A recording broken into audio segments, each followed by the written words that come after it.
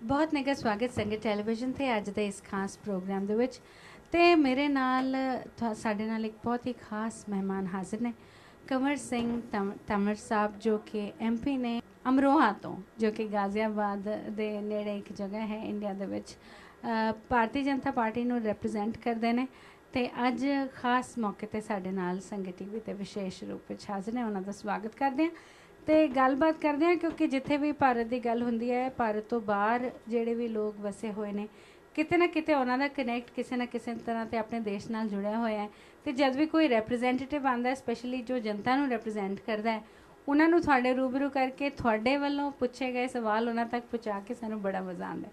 सो आज स्वागत करते हैं तंवर साहब, बहुत ही स्वागत है आपका संगत टेलीविज़न पे और बहुत खुशी है कि आप आज हमारे साथ हैं। धन्यवाद। यूके में और जब बाहर आप ऐसे ट्रैवल करते हैं तो आपको किस तरह के लोग ज़्यादा मिलते हैं और अपने देश के बारे में कैसे ज़्यादा सवाल पूछते हैं? सबसे पहले तो मैं आज अपने इंग्लैंड में अपने भारतवासी हैं और अपने देश में सभी को बधाई देता हूँ गुरु नानक जयंती के उपलक्ष्य में।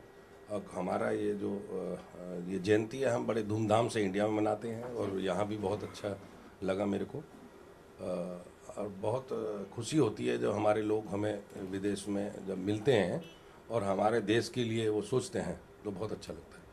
और जब भी भारत से बाहर कोई भी भारतीय बैठा है तो उसका कहीं ना कहीं दिल से या पेरेंट्स से कोई ना कोई रिश्ता वहाँ जुड़ा रहता है। सो वो फ़िक्र देश की और अपने लोगों की लगी रहती है। नई सरकार के साथ ये उम्मीद जुड़ी है कि वो भारत के लिए कुछ करेगी।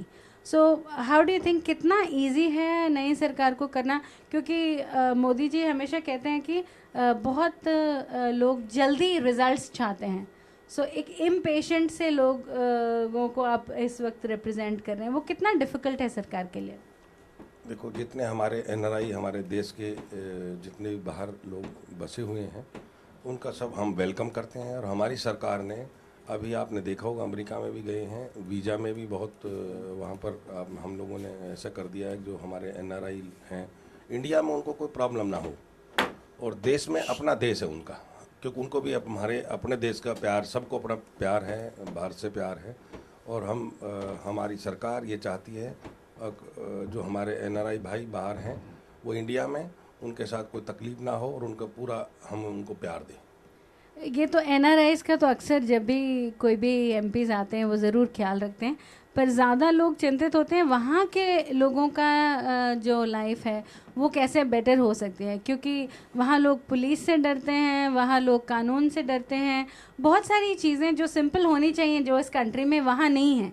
तो आपकी सरकार ऐसे क्या कदम उठाए कि लोगों का ये जो बेसिक जो सर्विसेज देने वाले लोग हैं उनसे डर ख़त्म हो? देखो इस बार मैं आपको बताना चाहता हूँ जब से हमारी सरकार मोदी सरकार जो बनी है हमारे भारतीय जनता पार्टी की, हमने देश में ऐसा वातावरण बना दिया है। पहले लोग जो इंडस्ट्री लगाते थे उनको जगह जगह धक्का खाना पड़ता था। इस बार सब एक विंडो से काम होगा और लोगों की सिक्योरिटी के लिए बहुत बड़ा उन्होंने हमारा यहाँ इस बार हमारी पार्टी ने सिक्योरिटी पे एक बड़ा गौर किया है। दूसरा हमने सफाई के ऊपर स्वच्छ अभियान हमने पूरे देश में चलाया है, जिससे हमारे लोगों को ये लगे कि भी हम देश में जो अब अच्छा काम हो रहा है। और आने वाले समय में ये आने वाले जो टाइम है वो आप देखोगे तो वहाँ हर आदमी को एक भय मुक्त जीवन मिलेगा, वहाँ कोई डर नहीं होगा। अक्सर भारतीय जनता पार्टी का जो इनिशियल इम्प्रेशन था कि वो मेजॉरिटी लोगों की बात करेगी और माइनॉरिटी उससे इफ़ेक्ट होगी, पर जो रिसेंटली दिल्ली में जो सिख इफ़ेक्ट हुए 1984 में उनको एक बड़ी राहत दी गई है, 5 लाख अनाउंस किया गया है पर फैमिली।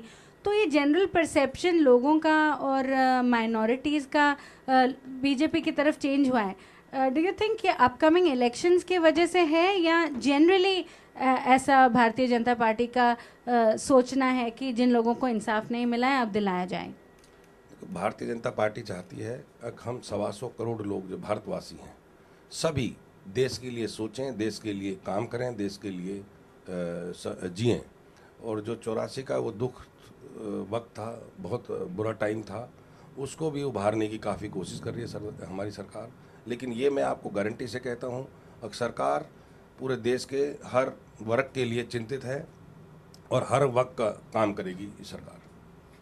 वहाँ जो रियलिटी देखने में मिलती है कभी कभी डिफ़िकल्ट होती है, क्योंकि रिसेंटली त्रिलोकपुरी में फिर हिंदू मुस्लिम कम्युनल इश्यूज आ रहे हैं और देश के कई जगह में देखने को मिलता है।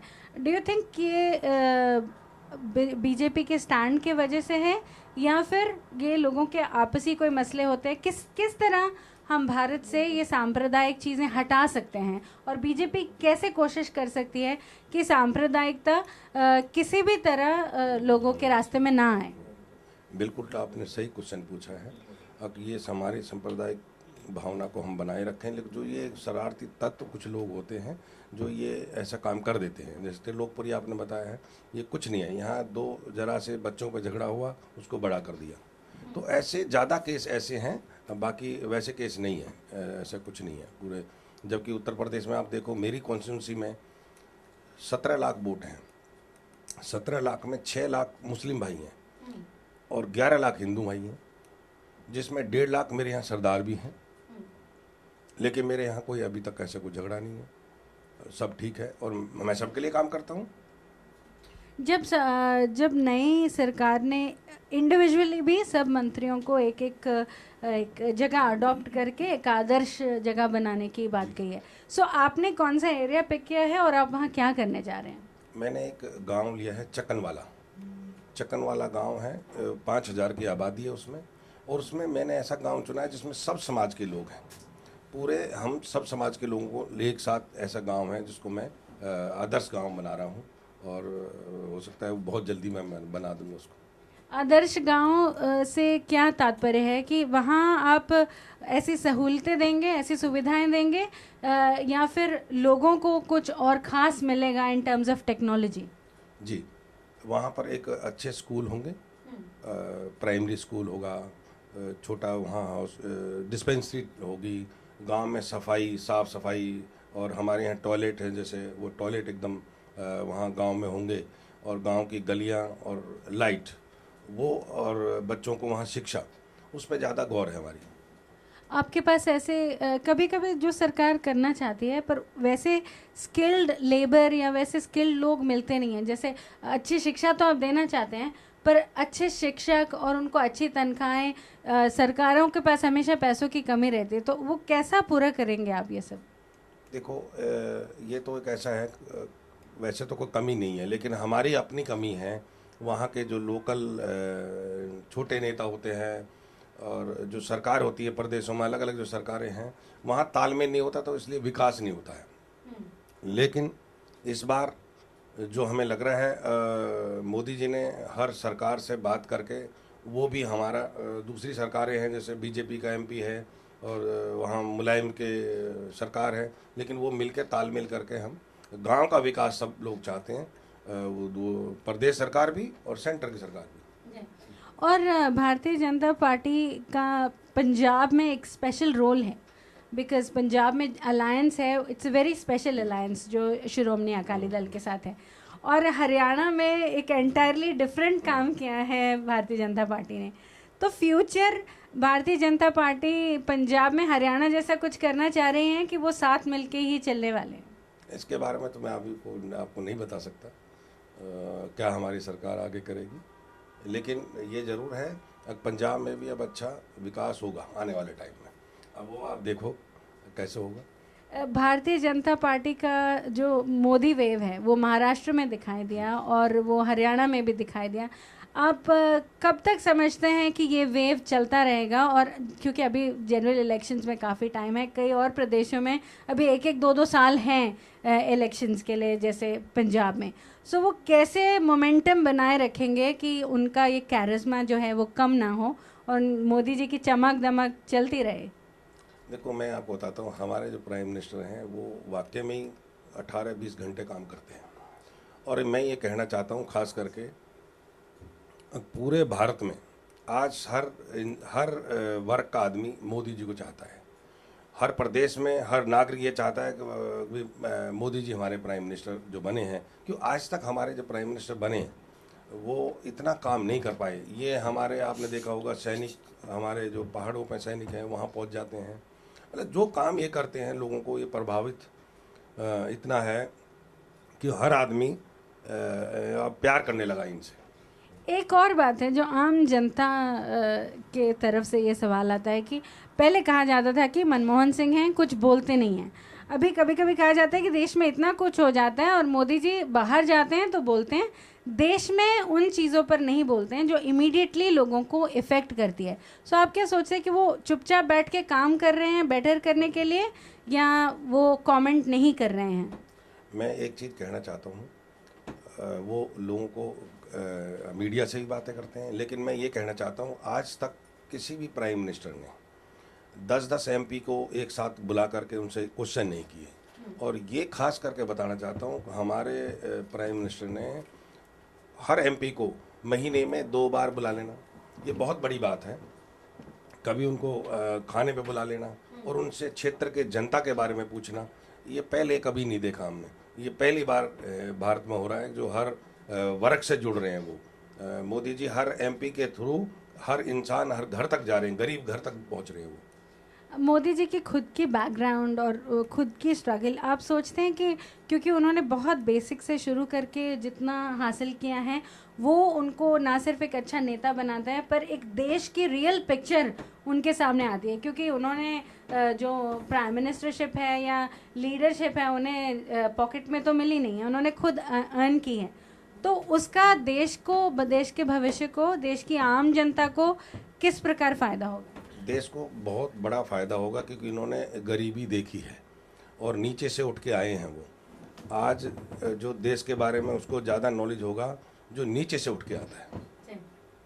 अब वो ऐसे आदमी है कि उन्होंने चाय बेची, वो कहते हैं हमने चाय बेची, गरीबी से यहाँ पहुँचे हैं। तो ये बहुत बड़ी बात है कि उनको गरीब के बारे में, किसान के बारे में, मजदूर के बारे में सभी नॉलेज है। तो वो सबको इसलिए साथ लेके चलते हैं कि वो सबका दुख जानते हैं और सुख भी जानते हैं।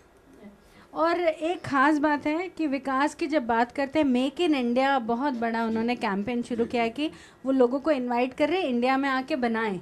इंडिया को सिर्फ एक मार्केट की तरह ना इस्तेमाल करें बल्कि मैन्युफैक्चरिंग और इंडस्ट्री बनाएं।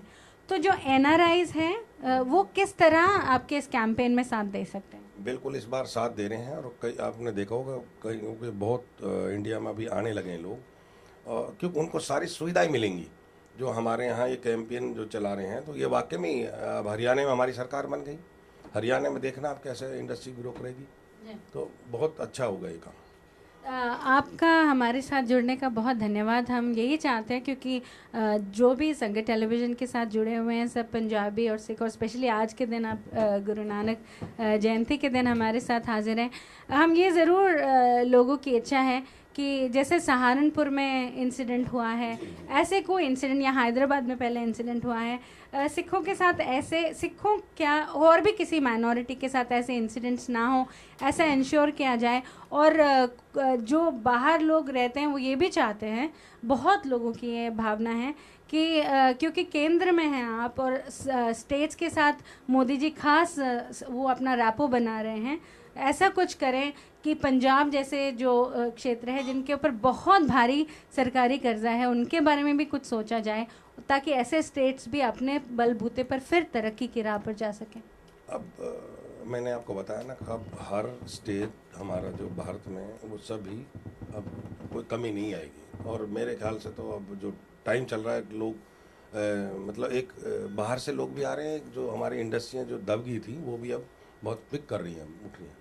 बहुत धन्यवाद है आपका हमारे साथ जुड़ने का, और आपके लिए शुभकामनाएं कि आप जो आदर्श जगह बना रहे हैं वो आदर्श बने और आप इसी तरह ही जनता के साथ जुड़े रहें। बहुत धन्यवाद।